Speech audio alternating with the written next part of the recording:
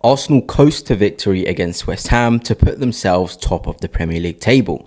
A game in which on the surface looked pretty dry and pretty slow, but in actual fact was lit up by Martin Zubimendi, who entered the fray following on from Ødegaard's unfortunate injury. In today's video, we will be looking at the Spaniard's performance and analysing why he's been probably one of Arsenal's best players this season. But before I do begin, please do give this video a subscribe and a like as well. But let's get on with it. To understand the impact of Martin Zubimendi on the game, I think we certainly need to look at how Arsenal looked in the build-up before he sort of came on the pitch. And arrowed here, you do see Declan Rice, number 41, in the middle there. You've got Eze towards the left, and you've got Martin Ødegaard towards the right. And if you've watched Arsenal for a very long time, you know that often we do like to build up with a double pivot, whether that is the left back dropping in to this sort of midfield space, whether it is just the people in midfield, the double pivot, Martin Zubimendi and Declan Rice dropping into that same space. We just do that. And I feel like we suffered in terms of progression on the ball before Martin Zubimendi came on. And just seeing Martin Ødegaard here, he's very high, and it almost just left Declan Rice on his own here to sort of marshal across the midfield. And I'm not saying that Declan Rice isn't capable of building the ball up on his own, but I feel as though the angles in which Martin Zubimendi can find in the pivot are really, really special. And as we sort of here look at when Martin Zubimendi was on the pitch, it just sort of allowed fluidity and freedom. Now look at where Declan Rice is occupying a much higher position up the pitch. And when I did say Arsenal normally associate building up with the left back and a 6 with a sort of 8 higher up the pitch. And in this scenario, you've got your left back Calafiori in there and Martin Zubimendi in here. And this is exactly what you want to be seeing. And of course, Eze in there. This is what you want to be seeing. This is how Arsenal progress the ball to a very high standard. They have two players in that midfield area who are able to turn and pass at various different angles. And I feel like Martin Zubimendi receiving on the right-hand side of the pivot in the midfield meant he was able to find that angular ball towards Saka, the ball between the lines towards Eze very, very well. And that's the sort of thing that we lacked, especially as I showed you in this image with Declan Rice. Look at where Calafiori is as well. He's not tucked in. It was almost, the onus was on Eze and Ødegaard to just recognize where each other were to then drop in to this space and receive, because obviously Calafiori was going into his left back position. Someone had to do it. But Martin Zubimendi, as soon as he came on, he recognizes it. He's able to help us progress the ball. And that is really, really good. And here is another example of what things do look like for Arsenal when Jurriën Timber has the ball. You've got Eze in there. You've got Zubimendi in there. You've got Declan Rice in there. And you don't even need to be a genius. It just looks far more comfortable than this image, for example. It just looks really, really comfortable. Arsenal just look like in a better structured shape. And that just is what we've become accustomed to with Arsenal. One of the people in the pivot, whether it's Rice and Zubimendi, over there in the middle, marshalling that space and able to find that sort of angular ball to a Saka or the ball between the lines, or obviously Declan Rice can then move higher up into the left 8 position. It's just more natural, and I feel like the players are used to that. And if you've noticed, Arsenal do kind of struggle in games in which we do have, dual number 10s playing. Vieira and Ødegaard did it for a while, with Rice being the 6 and Partey being the 6. It just didn't look right. And when Havertz was the 10 with Ødegaard as a 10 and Rice as the 6, it just didn't work, because the angles and the way we progress the ball, it just suits a more sort of proper 6-8 hybrid rather than a 10 sort of player that to play next to Declan Rice. It's just as simple as that, really. And we can now sort of get on to the brilliance of Martin Zubimendi in this game. And obviously this sort of first action was the one in which he created the goal. And what I want you to recognize is the sort of space in here. And this is where, when you're thinking about an Ødegaard, you're thinking about Arsenal and the evolution of Arsenal. This sort of run in here is not a run that Martin Ødegaard would make. And that is not me disrespecting Martin Ødegaard. He's just not that type of player. But the problem is, the times in which Martin Ødegaard would make a run in there, seasons gone by, nobody would be brave enough to play that ball in there. In terms of believing in their own ability to play it in there. Ordinarily, they just look for Saka down the sides. So this is almost praise for both our new signings, Zubimendi and Eberechi Eze, recognizing the space, off the ball runs from Eze, but the way to pass from Zubimendi is absolutely brilliant. And as we progress, here it is, the timing of the pass, the timing of the run, it's all into this area. Between centre-back and left-back running off a midfielder, it really is intelligent movement from Eze and really intelligent pass from Zubimendi. And I think what's really, really good here with Martin Zubimendi is what the pass allows Eze to do.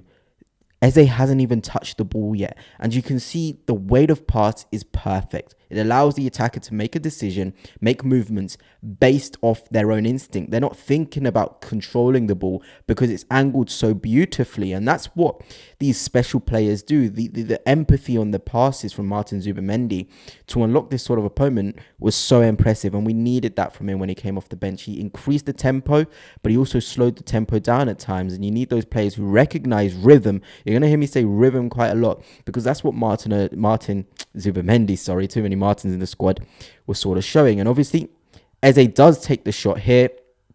It's parried. And of course, Declan Rice, it was a lovely little finish from him into this sort of space. But look, that goal doesn't happen whatsoever if there is an Eze and an Ødegaard on the pitch. Because that run in that right-hand side space from Ødegaard wouldn't happen. And yes, I know Eze is very good at attacking this penalty spot area, and he probably should have got himself a goal from attacking this penalty spot area. But Declan Rice sniffing that area, being free to go into this role in this space, is all because Martin Zubimendi is on the pitch and in that further back position. I just really think the Rice-Zubimendi partnership, recognition of the space, is special. It genuinely is. And we can kind of now sort of move on to another example. I think this is one of my favorite ones from the game from Martin Zubimendi. 40th minute. And look, you'd probably associate, maybe just pop it in there to Eze, pop it out right to Timber. But it's this idea of pauser, knowing the rhythm of the game again. Because what Zubimendi does is he recognizes this space. It's a lot of space, and West Ham are sitting off. They did sort of play this game, inviting us to have the ball in these areas. And I saw a lot of times in the match when somebody did a small burst, a small carry, it opened up an area, opened up space, it opened up, a dangerous scenario. And what Martin Zubimendi does here is he just switches off the angle. It looked as though he was going to drive into this space. But what good players do is they switch the angle very quickly. And I know it seems silly as we go back to this first instance. Look at his body, how it shifts, and look at the space that opens up from it. It's genuinely really, really good. This gap opens up. Calafiori can go into it. And it's all from a simple body movement, body sway from Martin Zubimendi. But what he does do from here is he continues attacking the space that was vacated by Calafiori. And when we're talking about fluidity, knowing the rhythm, this is it. Zubimendi, Calafiori, everybody communicating with their off-the-ball movement than their on-the-ball movement. It's genuinely very, very good. And of course, Zubimendi smashes the ball into Leandro Trossard, but that doesn't happen at all. If he doesn't recognize the space, drive into it, Calafiori doesn't also recognize that Zubimendi wants to do that, and Declan Rice sitting in that pocket as well here is really, really good. So this whole sequence, it's just world class. And it's the things you don't see when you're watching the game. As we see it fired into Trossard, who collects it here and is able to run there. And Declan Rice is making movement. He has the option of the ball inside as well. But these are the things you don't see when you're watching a game of football. When you watch Martin Zubimendi, you see the game. That it's as simple as that. This high praise for a player, but it genuinely is the truth with him. I was just very impressed with these little movements that he was doing. And sort of here is another example in terms of pushing it between the lines. The thing is, when you play two number 10s, as we did with Eze and Ødegaard off the start, you haven't got anybody that's willing to punch those balls in there. Declan Rice has the ability to do so, but you need this certain type of rhythm and understanding that Zubimendi has to consistently do it. And in this sequence, he does it twice into Eze. Firstly, the understanding between the two is very good. I can see that developing already. So Zubimendi does punch it straight into Eze, who receives in this space. And you can see the West Ham players, in essence, sort of surrounding him. But it's smart. He just gives it straight back to Zubimendi, as we can now see here. And then Zubimendi punches it back into Eze. And it may seem very simple, but that quick sort of one-touch football, it opens up Eze to do this and be that dynamic player. He's now facing towards the goal. He's got the option to go here, and that's what he does in the end. He does move it there. But look, simple punching the ball in between the lines twice allows Eze to turn and move us on the front foot. Understanding of the game, the rhythm from Martin Zubimendi, very, very good.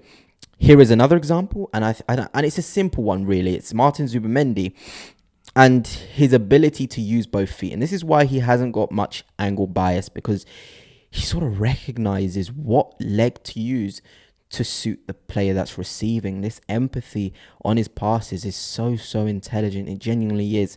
So here he is on the ball, and we can all see Leandro Trossard in between this space, really awkward. But the way he punches it with his left foot into Trossard is so good.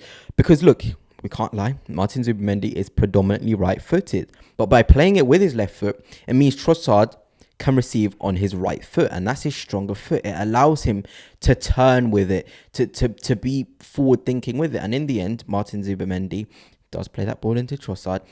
And ultimately, the way in which Trossard receives was quite poor. You know, a more dynamic player and player with probably a bit more burst can probably turn with that and attack the space. And that's the questions in which Martin Zubimendi asks you as a player. If I punch this into you, you are in control of what you want to do. In this instance, Trossard plays it safe and backwards. But in another instance, a player would receive and turn and drive into there. And I think that's something that Eze would do. So when we're saying Eze off the left, maybe those are things that we can sort of expect when he's going to be there. Now let's move on to a sort of another example. And it's this, again, seeing the rhythm of the game and knowing what sort of actions you need to take in order to create threat.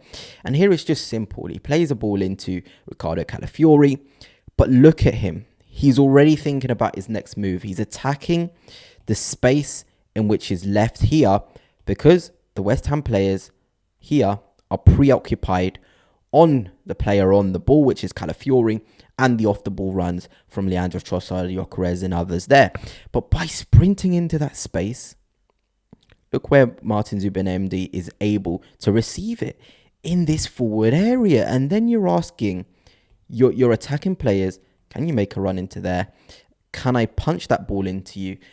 He's created a 1v1 situation on his own.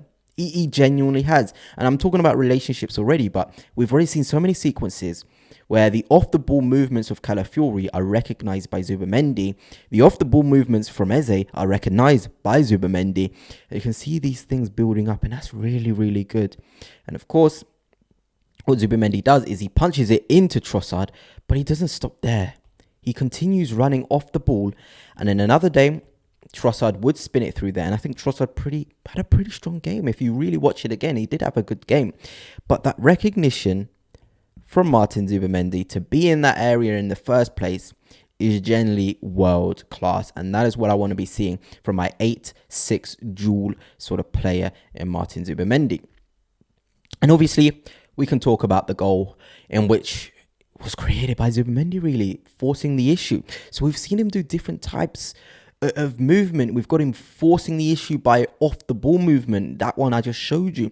We've got him punching it between the lines and sort of recognizing Eze can turn with it. We've seen examples of him driving with the ball and opening up passing angles for himself. And now we're seeing him forcing an over the top ball into a player, Jurrien Timber, who's occupying the space between fullback and centre half.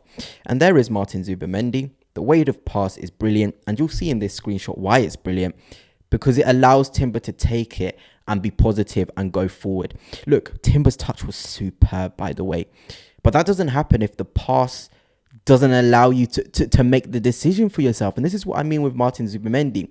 With every pass, there's empathy with it. It almost forces the receiver to think for themselves. They don't have to think about the ball and controlling it that much. They can think, okay, what do I think is best for this situation? It allows for dynamism. It allows for individual brilliance to happen when you receive a ball from Martin Zubimendi. And in the end, he's won a penalty during timber, and it all comes from Martin Zubimendi forcing the issue. It was a really, really good game from him, and this is the cycle that we've become accustomed to with Martin Zubimendi. And I feel like it did probably take him coming out the side for most Arsenal fans to recognise how good a player he is and how much contributions he does have, even when you don't really, really think he's had that good of a game. But anyway, goodness, that's it for now. Let me know your thoughts on Martin Zubimendi and the game. But until next time, top of the table.